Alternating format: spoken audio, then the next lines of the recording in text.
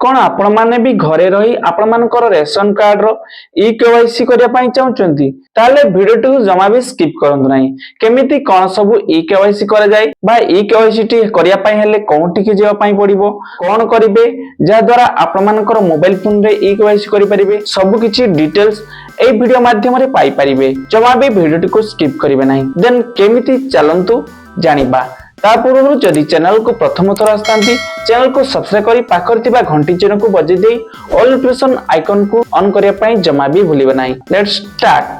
सर्वप्रथमे आपण मान को ई केवाईसी माने आपण मान को मु बुझेई दउची।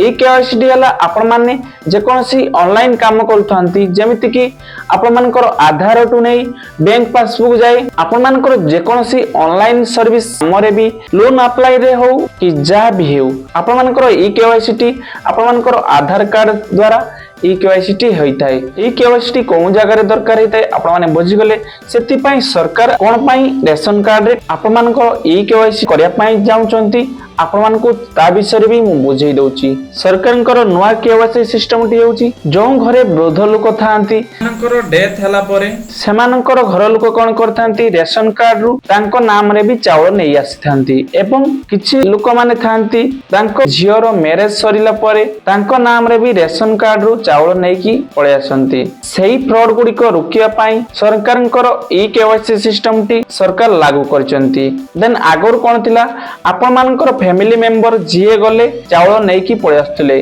तांकर फिंगरप्रिंट एवं आखि को स्कैन कला परे चावल नै की पळे आस्तले। देन एबे कोन रहउची ई केवाईसी सरला परे जणा पड़िबो सेही सिस्टम रहिबो कि नाही जा द्वारा पूर्व भली एका प्रमाणे चावल नै आसी परिबे। कथा रहउची आपण माने केमिति ई केवाईसी टी करिवे आपण माने भाबुचंती कि जेमिति ई श्रम कार्ड को ओटीपी साहाय्य रे ई केवाईसी करथिले सेही भली रेशन कार्ड रो ई केवाईसी करि हेबो जदि सेमिति होतांता सरकार ताले ई केवाईसी सिस्टम रखि न थांते पूर्व भली जेमिति ओडिसा रे फ्रॉड चलतिला सेही भली फ्रॉड सिस्टम रहि थांता।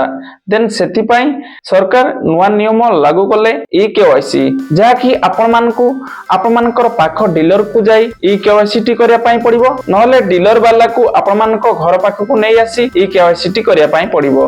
देन जो माने घर टू दूर रे रहउचंती से माने कोन करिवे से मानक पई मु गोटे सजेशन देबी सेटा होची मो पर्सनल सजेशन। देन से माने कोन करिवे से मानकर घर पाख डीलर सहित कांटेक्ट करिवे। देन डीलर वाला जदी आपण मानक सजेशन करे जे आपण बाहर रही सेही टिकार डीलर वाला सहित जोगाजोग करी ई केवाईसी टी करि परिबो। देन एमिति जदी होई परंता ताले भलो होंता किछि लोकंकर पैसा बंची जाता।